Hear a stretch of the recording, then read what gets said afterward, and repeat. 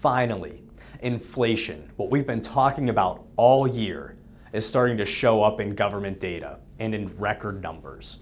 With this new information, we believe that the Fed Chair Jerome Powell is going to be making a huge decision this week, probably the most important one he's made in his career. In this week's video, we'll cover the market returns, we will talk about the inflation data, and we'll also take a look at an interesting indicator that has predicted the last 5 market crashes since 1987.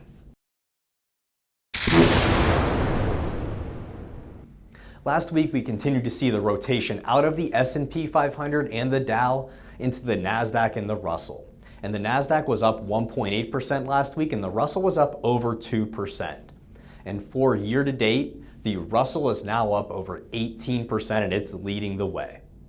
Moving over to foreign and emerging, foreign stocks were pretty much flat for the week, and emerging markets were down over 1%.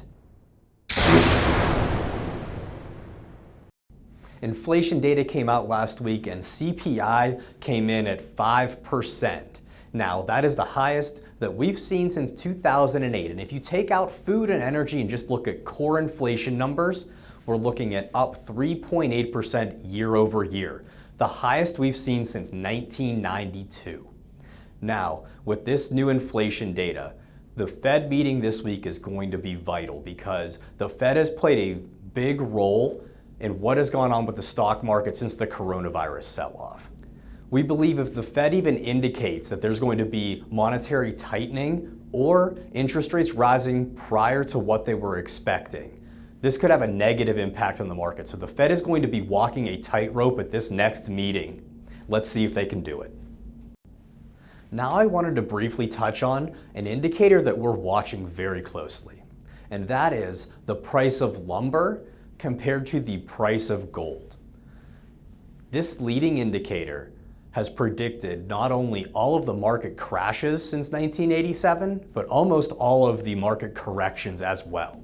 Let's first take a look at what this indicator is and why it's good at measuring upcoming volatility in the markets. First, we're looking at the price of lumber. As the price of lumber is going up, it is looked at as a risk-on asset class, as both consumers and businesses are spending money expanding either their current home, new home, or their business. It's usually a symbol of economic growth. But on the other hand, it measures the price of gold. And gold is usually a risk-off asset and actually is looked at as a hedge against the overall stock market. Now let's take a look back in 1987, and we'll look at the 13-week price performance ratio for lumber and gold. About a month before the market crash, the price of lumber started to go down and the price of gold started to go up, and the ratios actually crossed, indicating that there were signs of economic slowdown and a flight to safety. So now let's take a look at a more recent example. Let's take a look at last year. The lumber price to gold price ratio actually crossed right at the end of February. And in the following weeks, the market crashed down almost 30%. Now, this is just 2 out of the 5 examples since 1987, but this ratio changed right before the dot-com bubble burst and also the financial crisis of '08. So this is something that we're watching closely. And by all means, we're not saying that if this happens, the market is going to crash. But it is definitely something that we're paying close attention to moving forward, as the price of lumber actually just had its worst week ever last week.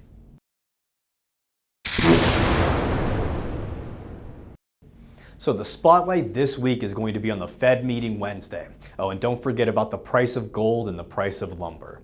Thanks for watching, and please subscribe to our YouTube channel and follow us on Facebook. See you next week.